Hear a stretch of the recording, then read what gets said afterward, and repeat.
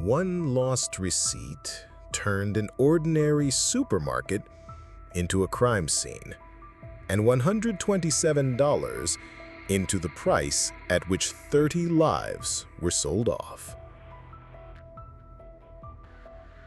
The lost receipt. That evening, the supermarket breathed fatigue. The hum of air conditioners, strips of neon light on the ceiling, the smell of stale coffee and wet rubber from outside. The lines dragged slowly. The registers clicked with scanners. The same melody that made you want to bang your head against the wall. Jessica, a cashier with 6 years of experience, hardly heard those sounds anymore. She lived in them, like a fish in murky water. Irritation had vanished, leaving only dull habit. At the returns counter, everything looked orderly. A gray terminal, a scanner, a blind spot of the camera right above the register, and the small screen that demanded the manager's PIN for every transaction. The code was usually entered automatically. No one even looked at what they were approving. Under the glass lay an empty cash tray with a sticker that read, "Honesty." No one remembered who had put it there. Jessica's eyes lingered on the daily returns by operator printout tacked to the corkboard. Dry numbers, useless to anyone. Today they looked like a reminder that every button had a memory. When the customer flow subsided, she stepped away from the counter to pick up a fallen napkin. That's when she noticed it, the receipt. A white scrap of paper on the gray linoleum, foreign and therefore conspicuous. Jessica picked it up and unfolded it mechanically. The sum printed there, more than $800, a television, a vacuum cleaner, a few small items. For someone, just a purchase. For her, 2 weeks' wages. "Paper's like snow here, and snow melts," muttered the janitor, passing by with a mop bucket. Jessica looked around. No one had noticed. The thought flashed instantly, simple and frightening. This receipt could be rolled back. The return system would accept it. Cash or card would be issued. Officially, the customer existed. The receipt was printed. Who actually held it? Nobody cared. Her fingers trembled slightly as she folded the paper and slipped it into her apron pocket. Her heart beat dully, as if afraid to betray her. Outwardly, it looked like coincidence. She found trash on the floor and stuffed it in her pocket to throw away later. But Jessica already knew she had made a choice. At the far corner of the hall, Brand, in a hoodie with a stretched pocket, was sketching something in his notebook. Jessica glimpsed him for a second and hid the receipt again. The supermarket seemed the same, gray, dull, faceless. Yet that evening, it became something else. Every button, every report, every detail turned into part of an equation, and the result was her next step. Sunday was always considered a quiet day. Fewer customers, more boredom. Jessica sat at the register, watching the clock hand crawl toward evening. The receipt in her pocket burned like a hot coal. All morning, she tried to convince herself she'd throw it away, that it was an accident. But by noon, the decision formed on its own. To try. She approached the returns counter. The procedure was routine.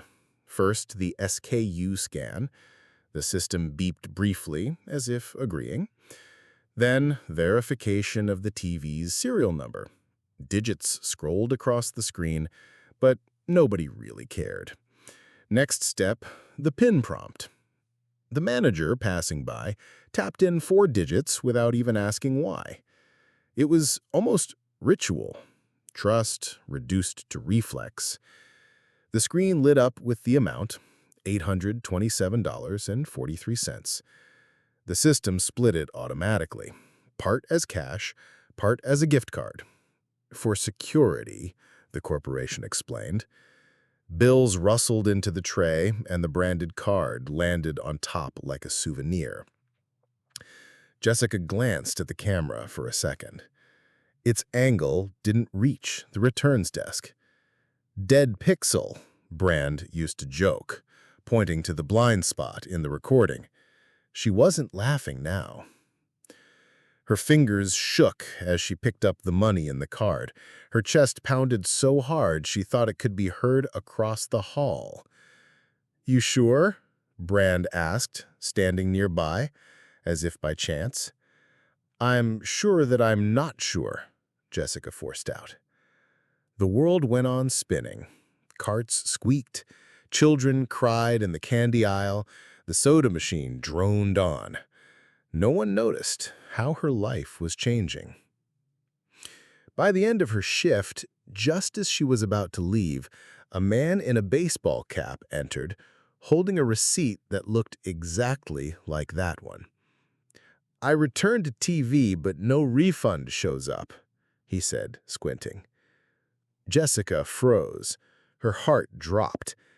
The man mixed up the dates, insisted the purchase was the day before yesterday. The manager waved him off. "We'll check later." The customer left, disgruntled, but without a scene. Jessica smiled politely, but inside she was shaking. It all looked like coincidence, but now she knew. The game had begun, and fear would only grow. The money from the first return brought no relief. It hung over her like a stone. Every time Jessica passed the counter, she felt the receipt was still lying there on the floor. The system had logged the operation, and in the customer field there was nothing but a void. A ghost who had bought a TV and vanished forever. Brand noticed her tension. He sat in the back room flipping through his battered notebook. Scribbles of business ideas filled it, an ice cream stand for funerals, dog costume rentals, a potato-only delivery service. Absurd and sad at once. "Need capital," he muttered without looking up. "Want out of here. Ideas I've got, money I don't." He suggested running everything through your login. "Faster that way," he said. A pause. "And safer." Jessica frowned. "Safer for who?" "For us. Well, I mean, for you." Brand smirked. They started the scheme. Small returns, shampoo, batteries, kitchen towels, items without serial numbers. To avoid suspicion, they spaced the operations over time. They often took gift cards instead of cash. The system accepted everything without question. One day, Brand dragged in an empty microwave box with a brick inside. The scanner beeped. The register dutifully processed the return. Jessica stared in horror. Brand grinned. Heavy content. Their dialogues grew more absurd. "Customer name?" Jessica asked, filling in the form. "Any." "Any means what?"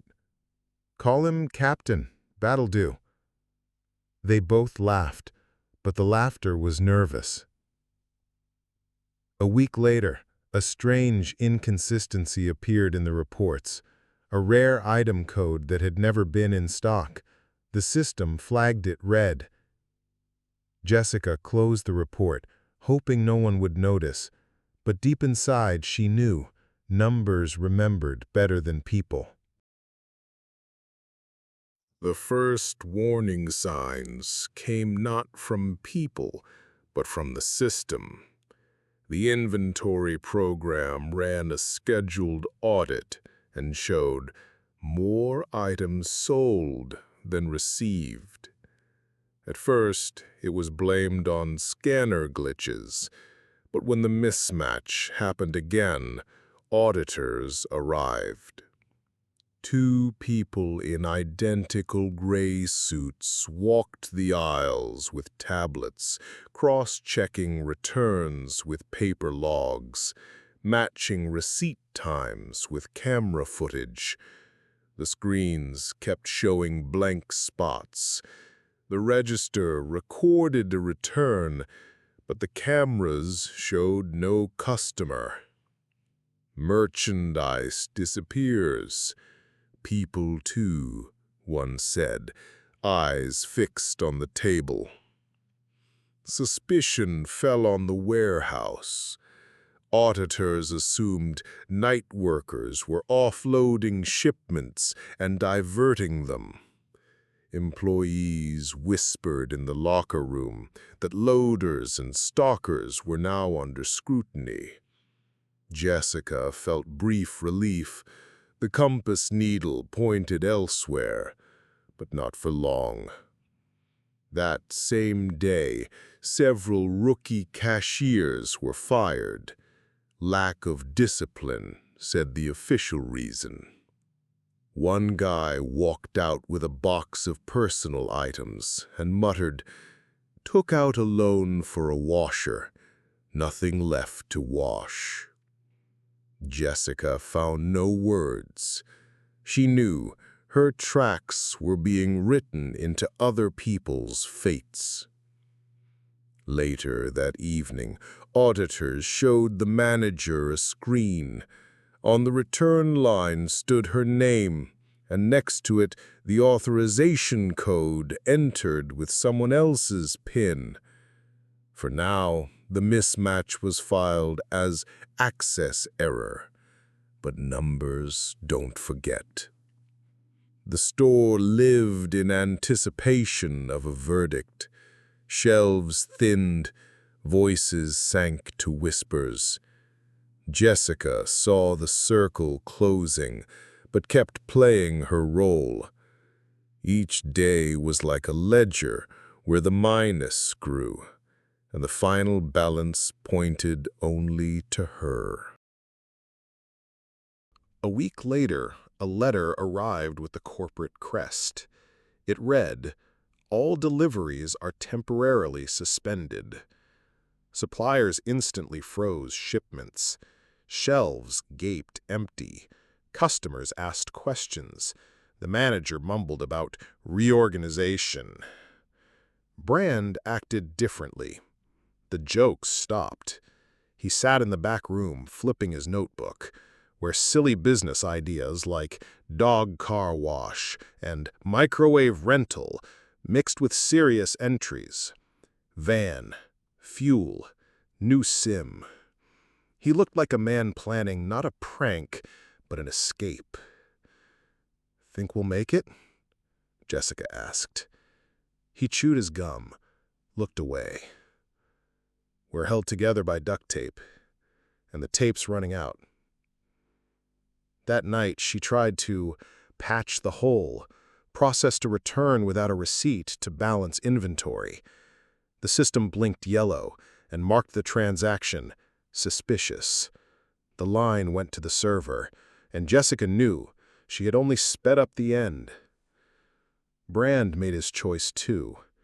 Hearing the manager say, "Corporation doesn't like holes in anything, least of all in people," he quietly filed an anonymous hotline report, listing dates and sums. Beforehand, he transferred part of the gift card funds to his personal account. A few days later, he was gone. His locker stood empty. In the back room lay his notebook. Last page, U-Haul, Tuesday, 6:40. An escape plan, written without frills. Jessica held the notebook, staring at the deserted registers. The store was collapsing. And one thing was clear. Brand got out first. She was left with numbers, which remembered better than people. The final report came from headquarters. A fat PDF with graphs, rows, and red highlights. Everything formed a single chain. Gift card returns processed under Jessica's login. PIN entries made by someone else. Serial numbers never present in inventory. The system didn't argue. It just connected the dots. Jessica read and felt the numbers harden into evidence. Not rumors, not guesses, cold mathematics. In her wallet remained $127, a crumpled wad, the entire scheme's yield. She tried to give it back, wrote a letter to the fired rookie, the one with the washer loan, slipped the bills into an envelope, unsigned. A week later, the letter returned. Invalid address. The red stamp looked like a sentence. On the street, she met a coworker. The woman stopped, looked straight at her. We were held together by duct tape. The tape's gone. No more words were needed. At home, Jessica took out her wallet. Inside, $127 and an empty gift card. Balance, 0. Plastic, useless. She turned the card in her hands, a reminder that the system always collects its debts. That evening, she returned to the store. In the window, only empty shelves reflected back. Dusty, unlit. The reflection overlapped with her face, gray, tired. She stood there, seeing how their emptiness matched. No moral, no conclusion. Just the remainder in the wallet, and a card at 0. A pause. Silence. In winter, the building looked especially dead. Snowdrifts piled on the porch, the door warped in the wind. The window had recently borne a "For Lease" sign. One day it vanished, replaced by a new banner, "We Buy Returns," a liquidation store. Too obvious an irony to be chance. The sign was fixed crookedly, the letter R hanging lower, as if ready to fall. Inside, the lights burned. Boxes once returned by someone somewhere, stacked to the ceiling. Goods without faces and without stories. Jessica stopped at the glass. In her hand, the same crumpled $127. From the street drifted the smell of cheap popcorn from a nearby stand. A boy ran past, leaving palm prints on the glass. To anyone else, it was just life. To her, not anymore. She lifted her eyes. In the reflection, her face split into squares of the advertising glass, like CCTV frames, cold, drained of color. Inside, behind the counter, sat a new girl in uniform. The scanner beeped, customers laughed at the conveyor. The world moved on. Jessica held her breath. At the door, the wind flipped a scrap of paper. It caught on the threshold, trembling. A receipt? She didn't dare bend down. In her head, a phrase sounded, short, like a system log. The system remembers. People forget.